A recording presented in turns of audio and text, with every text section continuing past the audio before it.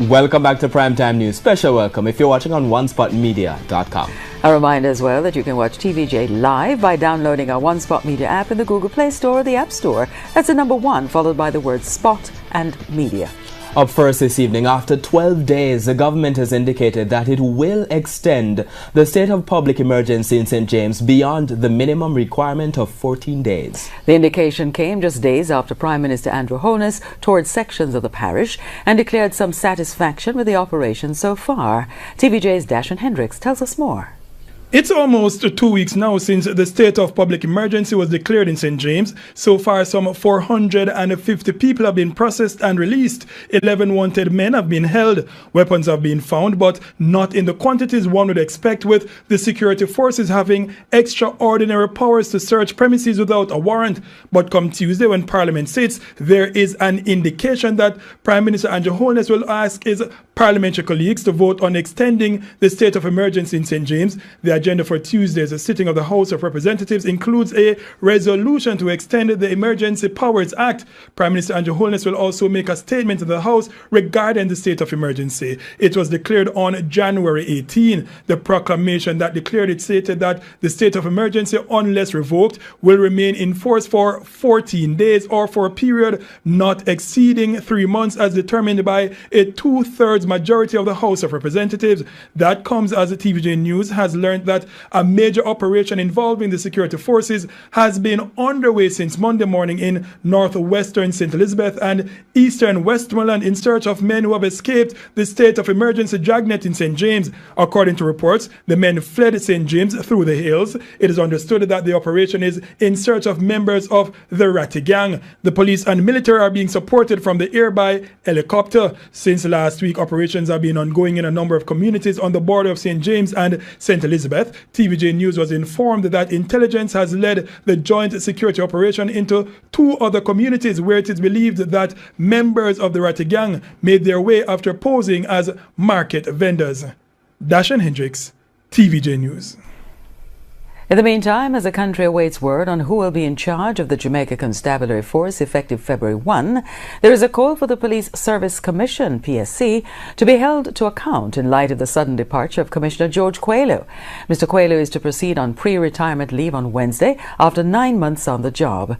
President of the Jamaica Chamber of Commerce, Lawrence Watson, had said there needs to be a major shake-up in the process used to select the police commissioner, with the focus being on the PSC. CEO of the private sector organization of Jamaica, Dennis Chung, says with the PSC having had the responsibility for selecting Mr. Coelho, it has questions to answer. The fact is that any organization or any manager, right, that employs someone and then in such a short period of time, after confirming the person, they have to go back and separate with the person, then they also have an accountability.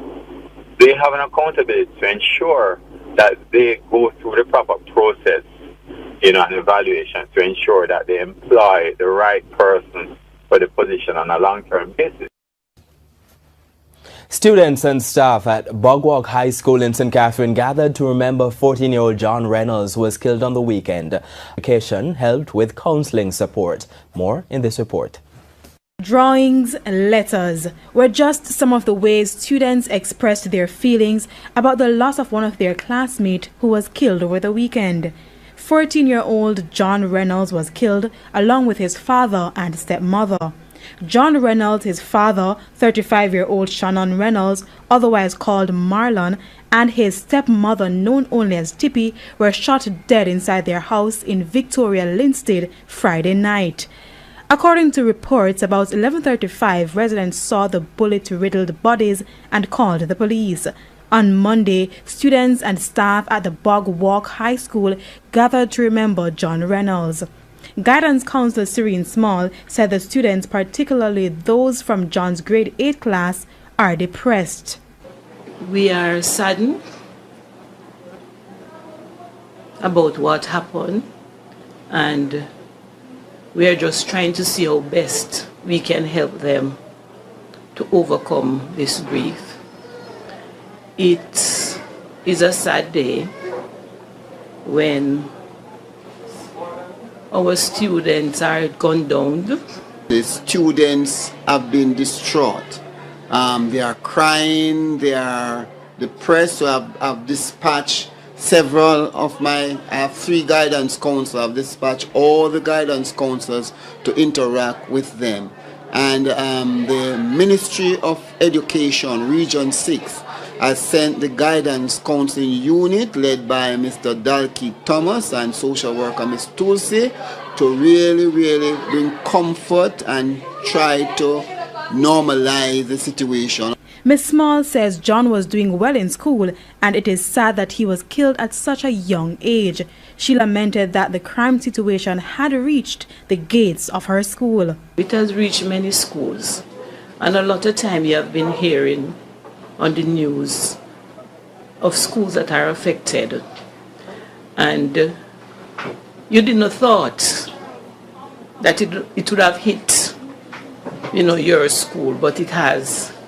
And we're really trying to see how best we can cope with the situation and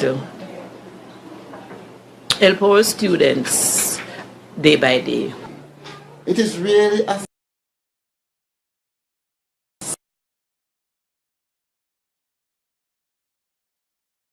DJ's Anthony Lugg reports. We all hate paying tolls, but it's something we all do once we decide to use the toll roads. Well, almost everyone.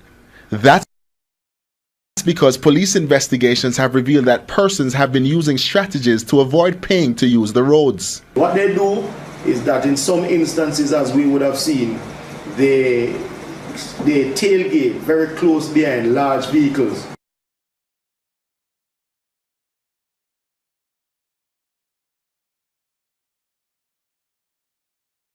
And so as that bar goes up, they go through with the large vehicle.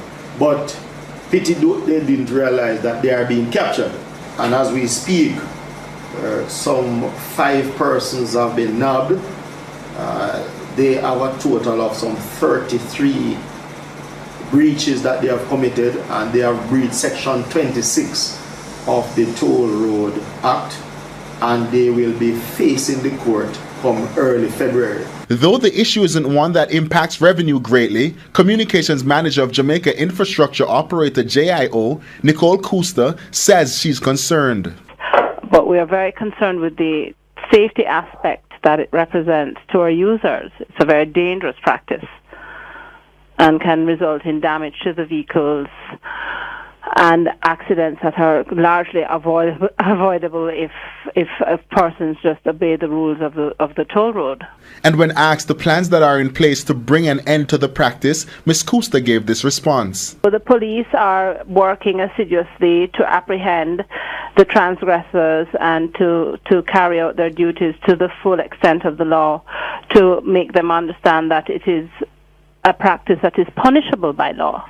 SSP Calvin Allen also issued this warning. The clearest warning we are giving to persons is, we want for you to be fair and honest as you use the roadway. And the Toll Road Act is really none for you to fool around with, as the fines are very steep. And so these 5 persons will be facing the court as it relates to this breach. Anthony Lugg, TVJ News. Our top story this evening, we need more time. The Prime Minister to ask Parliament to extend the state of emergency in St. James to more than 14 days. Still ahead, lawsuit, Bustamante Hospital for children in the line of fire. Following allegations, doctors misdiagnosed a newborn. And in business news, calls for cybersecurity legislation to safeguard businesses. We'll be right back. Her son's eye was successfully removed, but again, the doctor had more sad news. He said to me, "Mommy, I don't want you to feel any way about taking out a baby's eye, but it is not cancer." I asked him what it was. He did not give me a definite name. It's a situation her lawyer, Ore Nelson, believes could have been prevented. Having read the record, I came away with the opinion that there were other tests that could be done to determine whether or not the reason given to do the surgery was an accurate one. But why take action now? She pointed out that her child's health has been made worse. He started having seizures months after the surgery, which is affecting him at school. And yet, she says, no help from the hospital, apart from the prosthetic eye it donated to the child some years ago. I just want the hospital to stand the responsibility of his eye, whatever he needs. When we contacted the Southeast Regional Health Authority, the body with responsibility for the Bustamante Hospital for Children, we were advised that the matter is a legal issue, therefore the hospital is unable to comment. Kelisha Williams, TVJ News. Another man who was injured in the shooting at a bar in the Hermitage community in Augustown, St. Andrew on Friday night has died. He has been identified as Jason Waller. The police have also revealed what preliminary investigations have uncovered about the Hermitage killings. Details from TVJ's Kirk Wright. The police say so far their investigation shows the killing at Hermitage in Augustown, St. Andrew on Friday night aren't gang-related. Based on our investigation at this time, the motive seemed to be a robbery. However, we are still doing further investigations into the matter. Another meeting was held in Augustown on Monday to discuss solutions to ending the violence. The meeting was poorly attended, mainly police personnel, but a few residents also turned up. Councillor for the Papine division in which Augustown falls, Venetia Phillips, says the poor turnout speaks to the level of fear among the people and the fact that many are still not ready to do what's needed to bring peace. She lashed out in the meeting saying that needs to stop. We have seen too many of this. I hope the reports I got about threats to pastors not real. Or them going to kill me. I just hope it's not real. Coming afraid of no guy. You name it as done it all. Understand this now. So if you're afraid to talk to the police, talk to me. But just remember this. Whether it's your neighbor, or you, or anybody else in the community, all of us feel it. Ms. Phillips says she's annoyed that there are too many who are hell-bent on creating mayhem at any cost. So hear me now. I don't want to hear nothing from nobody. Now come tell me, oh, who wrong or I don't want to hear who wrong or who right. From guy and guy a trade gun, everybody wrong. Show me up to the license or check for yourself. So no wrong or right can't in a gun want to trade bullets. So any mean who not gonna up with any guy if you say who wrong or who right, I won't be there. We can't tell you that I'm not alone. And I hope Jamaica lobby so that the police who go meet with criminal, who them supposed to pursue and deal with based on the situation that presents itself. That any police who decide to go meet with them in the name of country. The grandfather of the 5 children. Mr. Rowe lives just a stone's throw away from Miss Edmondson. Since the story was aired on TVJ's Primetime News 2 weeks ago, many have wondered about the other side of the children's family. Where is the children's mother in all of this? According to Mr. Rowe, his daughter has gotten herself in trouble with the law. However, he did not wish to comment further on that either, only to say, the mother, she's out of jail. Many have asked why the other grandparents did not take the children in the first place since they have the means to do so. Again, Mr. Rowe declined to comment on that. However, he did not know how bad the situation was until the story was aired on TVJ News. Well, I did saw it on the television. All the children them is treating bad and things like that, and I go for them. I take them to this house here, and this house here is for them. The children have not returned to Miss Edmondson since the other grandparents took the children a week after the story was carried. It's not me take them to court, you know. It's the lady who did have them take me to court. Get back, get the child them. Meanwhile, Mr. Rowe said the children will be going to school. He also said that he and his wife will be seeking to get full custody of the children.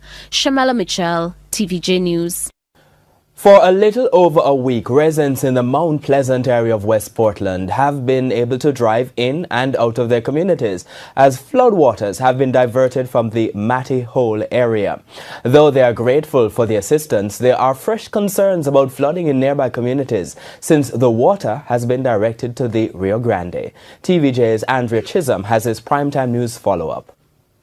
Order, Mikey, order! A return to normalcy. After days of traveling by raft and by bush due to flooding at Matty Hole, only remnants of the ordeal which left scores of people marooned. Residents of Medston and Bourbon can now drive, ride and walk in style to and from their communities. A newly built farm road gives farmers access to their crops, and pipes have also been installed to channel the water if there's heavy rain. But some residents have a concern. Those pipes now not big enough because the volume of water will come through that one, like a 2-foot pipe, 24-inch pipe can't carry that. You want some pipe where big like them big black tank. Concerns too about the water being channeled to the Rio Grande, and one resident made this prediction about a nearby town. St. Marcus will be a go flood. In next 20 years and next 15 years when Matty Hole rise again, St. Marcus will be a lookout because the water is coming for them. Another reason, cave holes. The research on Matty Hole, a lot of cave. All of them places when you're looking at is be a cave hole. So if you keep them down dry, Matty Hole not gonna go down. And that is the point what them don't know about is Matty Hole. You have a cave over there what them call Chocha Walk. When that cave fall, one in the Jelly Walk right here, so when that fall, the whole of the cave them answer them wider. You have the main one down on place what them call Cuba. When Goban fall and suck the water, it spit it out back up here, so it hard to solve. For now though, happy, can't happier. It's all smiles for Primrose Gray. Her shop, which was once empty, is now chock full of items for customers. And some of her chickens, which were on the brink of starvation, now have food in abundance.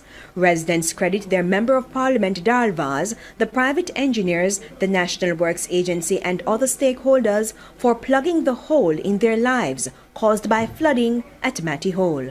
Andrea Chisholm, TVJ News. In this week's edition of A Ray of Hope, the Walker's Place of Safety gets financial assistance.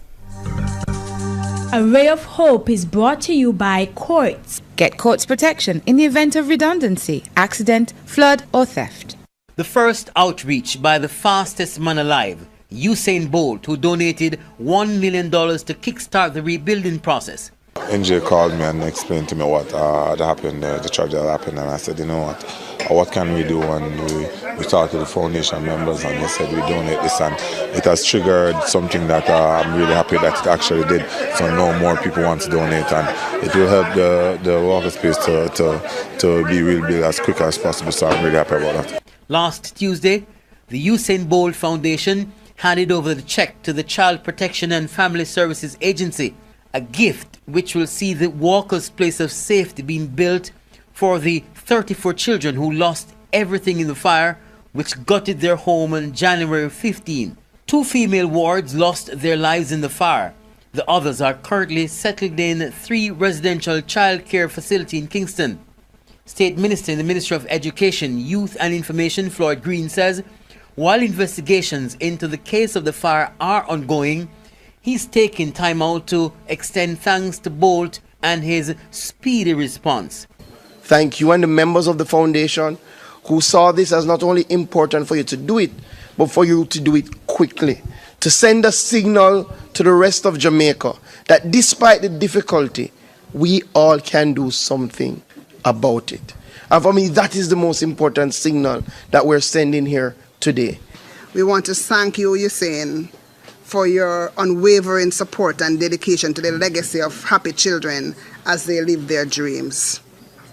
We are quite appreciative of your support. This is not the first time, as was said before, as we will soon open the new classroom block at the Granville Place of Safety, which the kind contributions helped to build.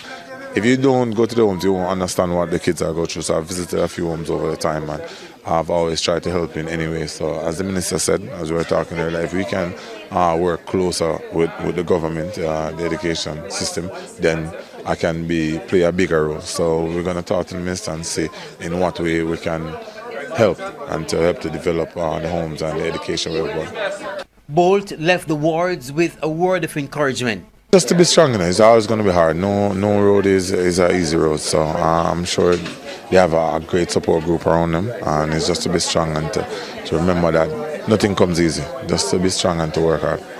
Last Friday, the RGR Gleaner Communications Group also reached out, donating over $500,000, while the Digicel Foundation chipped in with more than $1 million. I am Kirk Wright.